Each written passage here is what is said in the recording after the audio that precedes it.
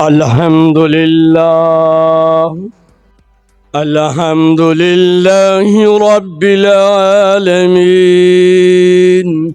والعاقبة للمتقين. الصلاة والسلام على من كان نبيا وآدم بين الماء والطين. أما بعد، فقد قال الله تبارك وتعالى في الكلام المجيد والفرقان الحميد: فأعوذ بالله من الشيطان الرجيم. بسم الله الرحمن الرحيم. لن تنالوا البر حتى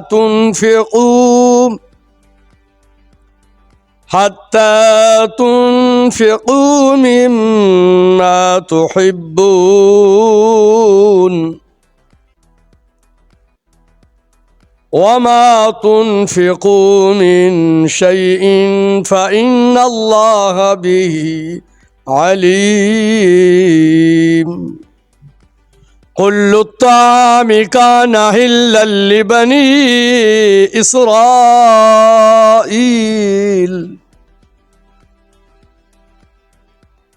إلا ما حرم إسرائيل من قبل أن تنزل التوراة.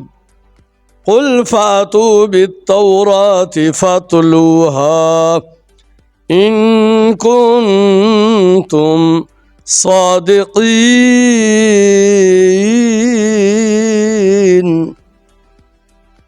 صدق الله العظيم. وبلغنا رسوله النبي الكريم الأمين. يا من بدا جمالك من كل ما بدا، بعد هزار جام مقدس ترى فدا. ما إن مدحت محمدا بمقالتي، لكن مدحت مقالتي بمحمد.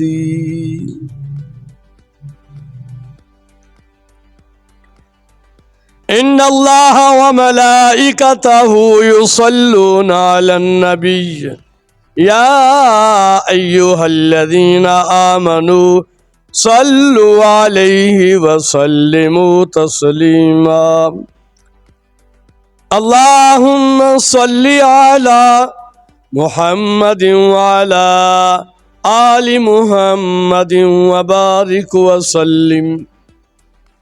اللهم صل على محمد معدن الجود والكرم وآله وبارك وسلم. اللهم صل على محمد النبي التهامي وآله وصحابه وبارك وسلم.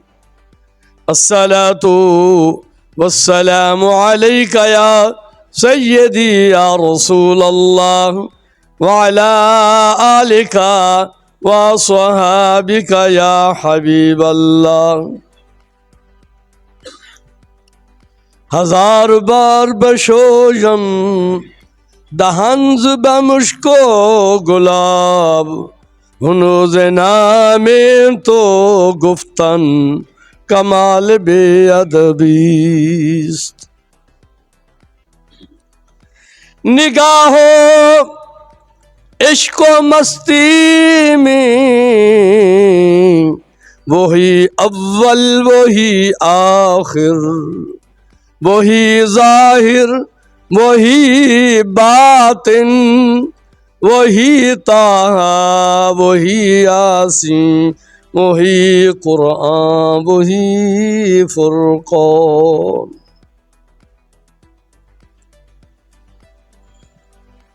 بکر ہم چو کعبہ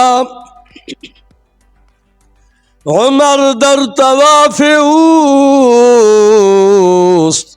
عثمان آب زمزم، علی حج اکبر است. چراغ و مسجد و محراب و منبر، بوبکر عمر عثمان و حیدر. دو چشم من فدائی، چار گہر علی و فاطمہ، شبیر و شبر. قوت عشق سے ہر پست کو بالا کر دے، طہر میں اسم محمد سے اجالا کر دے.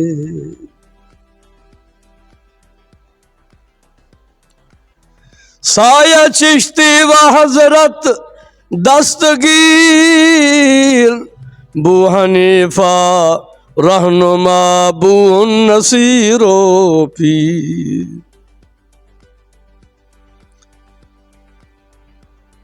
یہ فیض ہند ولی، یہ فیض غوث جلی، خوشا نصیب کے بندہ غلام مہر علی. تنویر رسول انس و جاں مہر علی، سرمایہ صاحب نظراں مہر علی. در پے کرو عشق سوز و الست گرمی، عارف درویش نکتہ داں مہر علی. حضرات محترم، آپ کے سامنے قرآن مجید فرقان حمید کی چوتھا پارہ کی ابتدائی آیات بینات تلاوت کرنے کی سعادت حاصل کی. اللہ رب العزت بندہ ناچیز پر تقصیر کو قرآن مجید کی تلاوت کی سعادت جو نصیب فرمائی ہے، اور اس کا ترجمہ اور اس کی تشریحات اور کچھ مکۃ المکرمہ کی تاریخ کے بارے میں اور کچھ اللہ کی محبت میں، کچھ اس کی زاد راہ میں، حج کی سعادت حاصل کرنے میں کچھ معروضات بیان کی جائیں گی. اللہ رب العزت مجھے حق اور سچ بیان کرنے کی توفیق عطا فرمائے اور اس پر عمل کی توفیق عطا فرمائے، اور اس کے ذریعہ سے ہماری نجات بھی اپنے کرم، اپنے فضل، رحمت دو عالم، نور مجسم، شفیع معظم کے صدقہ سے ہمیں جو بیان کرنا ہے اس کے عوض میں اللہ ہماری آخرت کو بہتر فرما دے. حضرات محترم، اللہ رب العزت یوں ارشاد فرماتا ہے کہ لن تنالوا البر، تم ہرگز کامیابی کو نہیں پہنچ سکتے، حتی تنفقوا مما تحبون، جب تک تم پیاری سی پیاری چیز میرے راہ میں خرچ نہیں کرتے. آج یہ معاملات ہیں، اللہ کی راہ میں جو خرچ کرنا ہوتا ہے وہ الا ماشاء اللہ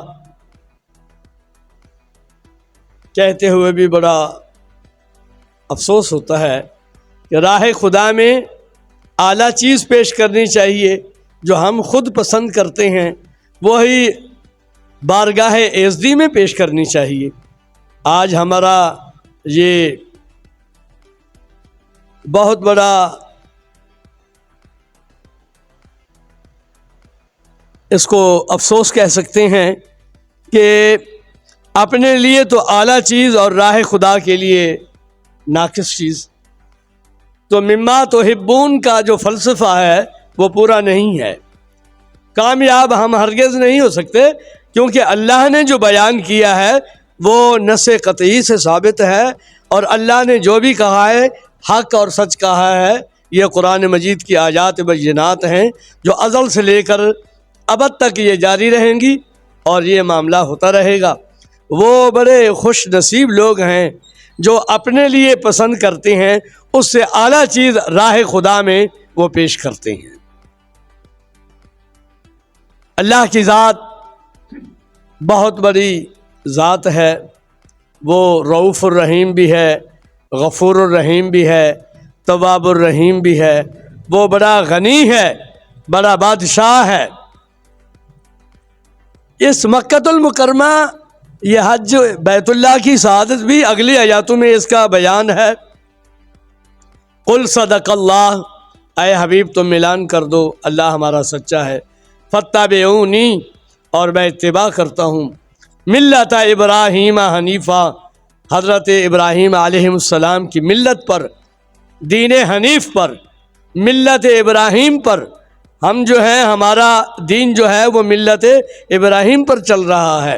حضور کا طریق جو اعلیٰ ہے، حضور کیونکہ سیدنا اسماعیل علیہ السلام کی اولاد سے ہیں، اور سیدنا اسماعیل علیہ السلام ابراہیم علیہ السلام کی اولاد سے ہیں، یہ اعلیٰ خاندان ہے۔ بنو ہاشم کا، جناب عبد المطلب کا، جناب حضرت سیدنا عبداللہ کا، اور یہ اعلیٰ خاندان ہے اور پاکیزہ خاندان ہے، اور آپ کے جد اعلیٰ جد امجد سیدنا ابراہیم خلیل اللہ ہر قسم کی شرک اور برائی اور تمام چیزوں سے پاکیزہ اور مبرہ تھے، اور اس مشن میں شرک و بدعت کو مٹانے کے لیے آپ دنیا میں تشریف لائے اور اللہ کے دین کا پرچار کیا۔ اور یہ آیات ہیں کہ وَلِلَّهِ عَلَى النَّاسِ حِجُّ الْبَيْتِ، کون ہے جو اللہ کے لیے، اللہ کی راہ میں، ذات راہ میں اور اللہ کی راہ میں حج کے لیے تین ہی طریقے ہیں۔ ایک اعلیٰ طریقہ یہ ہے اپنی پاک اور مقدس رزق حلال سے مال کو جمع کرے اور پاکیزہ مال اللہ کی راہ میں خرچ کرے، یا تو پیدل جائے یا پھر سواری پر جائے یا پھر جو بھی ذرائع ہیں ان کے ذریعے جائے، رزق حلال کے ساتھ وہ اللہ کی راہ میں خرچ کرے، اور اس کا ہر قدم، ہر لمحہ، ہر لحظہ، ہر گھڑی اللہ کی بارگاہ میں پیش ہے، اور وہی اس کی عبادت ہے، کیونکہ وہ اللہ کی راہ میں جا رہا ہے، اللہ کے راستے پر چل رہا ہے۔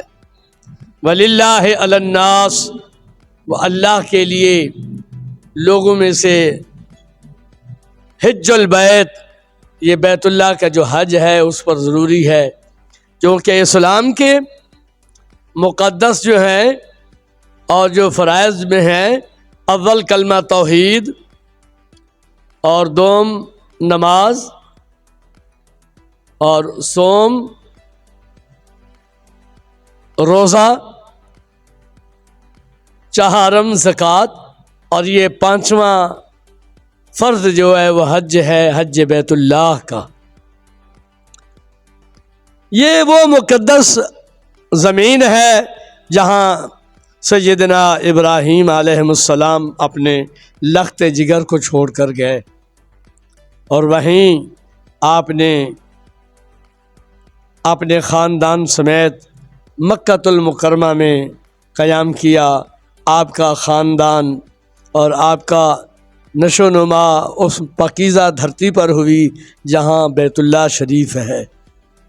یہ ارض مقدس جو ہے اس کا کتب سابقہ میں نام جو ہے تہامیہ ہے، اور اس کو قرآن مجید میں الذی ببکۃ مبارکہ کہا گیا. یہ وہ جگہ ہے برکت والی، ببکۃ مبارکہ. مکۃ المکرمہ کو ببکۃ کے الفاظ سے کہا گیا ہے. عام الفاظوں میں لوگوں کے بیان کرنے میں، پڑھنے میں، لکھنے میں مکہ ہے، مگر اللہ نے جس کو کہا ہے قرآن مجید میں اس کو بکہ کہا ہے. الذی ببکۃ مبارکہ. یہ بکہ وہ ہے جو مبارک جگہ ہے. خاندان بھی مبارک ہے، برکت والا ہے.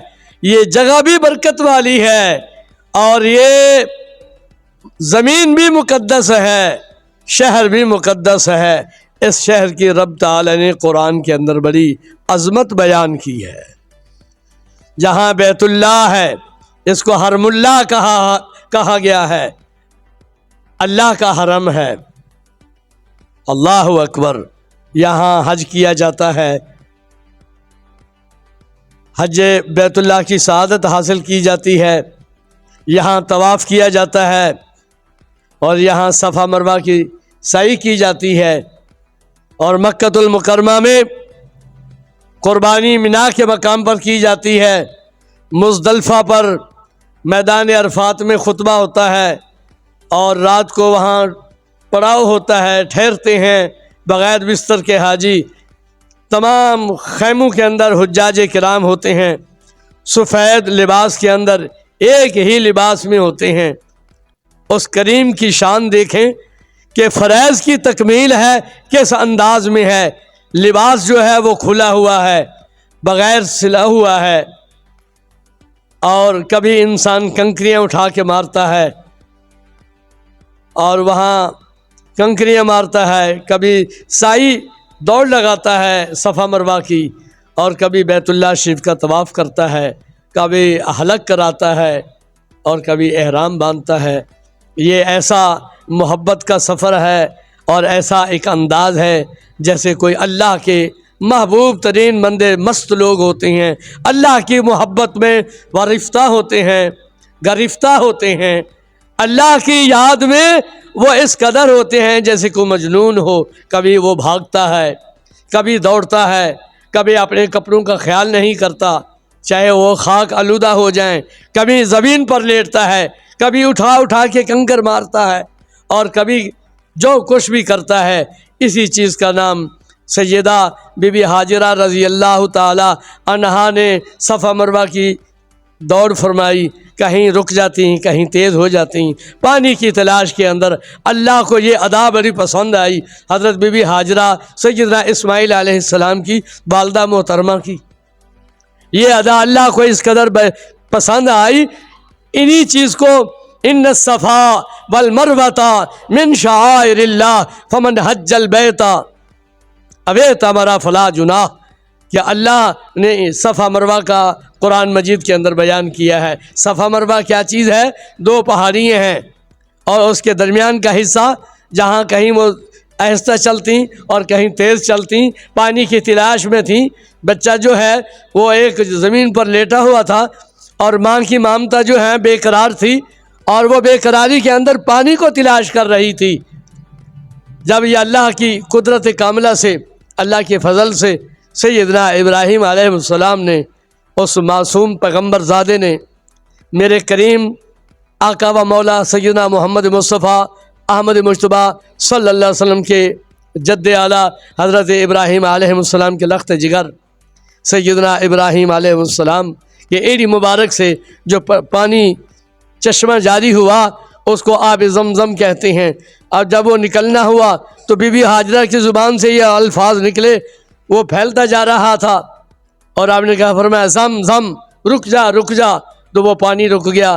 آج اس دنیا کے اندر، اس دنیا کے اندر قیامت تک، وہاں سے سیدنا ابراہیم اسماعیل علیہ السلام کی زمانہ سے لے کر آج تک وہ ایک چشمہ ہے جس کو دنیا کے تمام لیبارٹریوں نے چیک کیا ہے.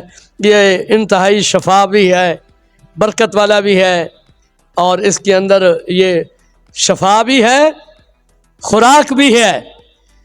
آب زمزم شریف پی لو، کھجور کھا لو تو بھوک ختم ہو جاتی ہے. یہ اندر جو پیٹ کے اندر آگ ہوتی ہے وہ ختم ہو جاتی ہے. اتنا مبارک پانی ہے، اتنا بابرکت پانی ہے، اللہ نے اس کو ایک زندہ معجزہ رکھا ہے، اور یہ معجزہ سیدنا اسماعیل علیہ السلام سے ہے، اور وہ حضرت ابراہیم علیہ السلام کے لخت جگر تھے، جنہوں نے بیت اللہ شریف کی تعمیر کے اندر اپنے ہاتھ سے بہت زیادہ خدمات انجام دیں، فرائض انجام دیے تعمیرات کے معاملے میں۔ اللہ اکبر، یہ قرآن مجید کے اندر آیات بینات ہیں بیت اللہ شریف کی تعمیر کے اندر، اور اس کی صفائی اور اس کے اندر پاکیزگی، اس کے معاملات میں حضرت ابراہیم علیہ السلام نے جو خدمات انجام دی ہیں، تمام خدمات انجام دینے کے باوجود وہاں بیت اللہ شریف کے اندر حتیم کعبہ بھی ہے، رکن یمانی بھی ہے، اور وہاں حجر اسود بھی ہے، یہ مختلف نشانیاں ہیں، اور اس کو میرے رب نے کہا صفا مروہ کی دوڑ بھی ہے، سعی بھی ہے، کہ شعائر اللہ ہے، یہ اللہ کی نشانیاں ہیں، کہ ماں بیٹے کے لیے پانی تلاش کرے سیدنا اسماعیل علیہ السلام کے لیے، تو اللہ کا ہے یہ شعائر اللہ، یہ میری نشانی ہے۔ اللہ اکبر۔ اور حج بیت اللہ اور بیت اللہ شریف کے مطاف کے اندر طواف کیا جائے تو اس کو پاکیزہ حرم کے کہتے ہیں، یہ حرم اللہ ہے، اس کی حدود ہیں، یہاں حجر اسود ہے، اور حکم تو ہے کہ اس کو چوم کے شروع کیا جائے، اگر طاقت نہیں ہے ہجوم کی وجہ سے کہ یہاں انسان گر جائے گا، زخمی ہو جائے گا، بے ہوش ہو جائے گا، تو معاملات بڑے عجیب و غریب اور بڑے پیچیدہ ہو جائیں گے، مگر اللہ نے یہ کہا ہے کہ دور سے کھڑے ہو کے حجر اسود کو دیکھے اور ہاتھ کے اشارے سے سلام کرے اور اپنے ہاتھ کو چوم لے، اور یہ گواہی دے گا بروز قیامت۔ اور ایک استلام اس کو کہتے ہیں کہ جس نے ایمان کی حالت میں اللہ کے گھر میں آیا، محبت کے ساتھ بیت اللہ شریف کا طواف کیا اور وہاں سے شروع کیا حجر اسود سے، اسود جو ہے یہ حجر میں نے پتھر ہے، اسود کے معنی یہ کالا ہے، اب ید سفید کو کہتے ہیں، اسود کالے کو کہتے ہیں، مگر یہ بڑی دور سے لایا گیا ہے، یہ جنت سے لایا گیا ہے، اس کی بڑی عظیم برکتیں ہیں، رسول اللہ صلی اللہ علیہ وسلم نے خود چوما ہے۔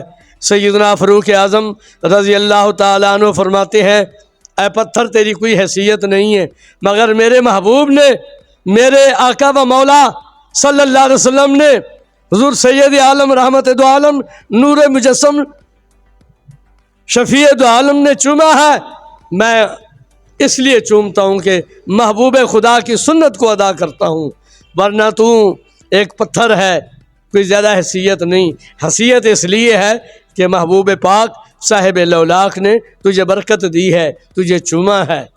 ایک وقت وہ تھا کہ جب یہاں سجایا گیا تھا، میرے آقا و مولا صلی اللہ علیہ وسلم کو لایا گیا تھا، اور آپ کی تشریف آوری ہوئی تھی اور یہاں لایا گیا تھا، یہ بھی روایت میں آیا ہے کہ اس پتھر نے محبوب خدا صلی اللہ علیہ وسلم کا خود بوسہ لیا ہے، جس کا خود بوسہ لیا ہے اس محبوب خدا کا آج ساری کائنات کے اندر کتنے ہزاروں سال گزر چکے ہیں، لوگ اس کو بوسہ دیتے ہیں، حبیب خدا صلی اللہ علیہ وسلم کی اس سنت کو ادا کرتے ہیں۔ کتنی بڑی سعادت مندی کی بات ہے۔ حرم اللہ وہ ہے کہ جس کے اندر احترام باقی ہے، کوئی آدمی کسی کو نہیں خون کر سکتا، مار نہیں سکتا، جانور کو ذبح نہیں کر سکتا، اور کسی کا کوئی شکار نہیں کر سکتا، گھاس پھوس نہیں کاٹ سکتا، درخت نہیں کاٹ سکتا، یہ سب میرے اللہ کے گھر کی نشانی ہے، حرم اللہ میں شامل ہیں۔ وہاں کا شکار کرنا ممنوع، وہاں کا گھاس کاٹنی ممنوع، وہاں کا درخت کاٹنا ممنوع، وہاں پرندوں کو مارنا ممنوع، یہ ساری حرم اللہ کی ہے۔ مگر دیکھو یہ حرم اللہ کو اللہ نے کتنی عزت اور توفیق دی ہے۔ ہمارے سلف صالحین، متقدمین، بزرگان دین، اولیاء کرام، علماء کرام نے کہا ہے، اے حاجیو، آؤ شہنشاہ کا روزہ دیکھو، حاجیوں اور شہنشاہ کا روزہ دیکھو۔ میرے پاک پیغمبر صلی اللہ علیہ وسلم کی طرف، محبوب خدا صلی اللہ علیہ وسلم کے روضہ اطہر کی طرف اشارہ ہے جناب شاہ احمد خان فاضل بریلوی رحمۃ اللہ علیہ کا۔ حاجیوں اور شہنشاہ کا روزہ دیکھو، کعبہ تو دیکھ چکے ہو، کعبے کا کعبہ دیکھو۔ اللہ اکبر۔ اور اس لیے کسی محبوب شاعر نے، کسی عاشق رسول نے یہ بات بڑی خوبصورت کہی ہے۔ میرے علم کے مطابق، میرے مطالعے کے مطابق، وہ حافظ خواجہ غلام فرید چشتی نظامی رحمۃ اللہ علیہ کوٹ مٹھن والے فرماتے ہیں، سانول دی نگری تو کعبہ نثارے، سانول دی نگری تو کعبہ نثارے۔ محبوب خدا کی مدینہ پر کعبہ جو ہے یہ خود فدا ہے اور قربان ہے۔ سانول دی نگری تو کعبہ نثارے، کعبے دا کعبہ خود میرا یار ہے۔ اللہ اکبر۔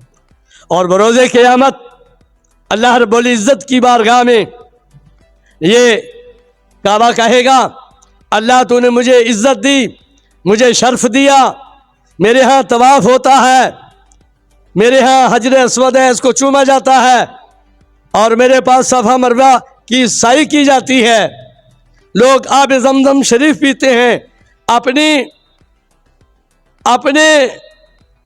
آب زمزم شریف کو پی کر تسکین حاصل کرتے ہیں۔ اتنا بابرکت وہ مقدس پانی ہے۔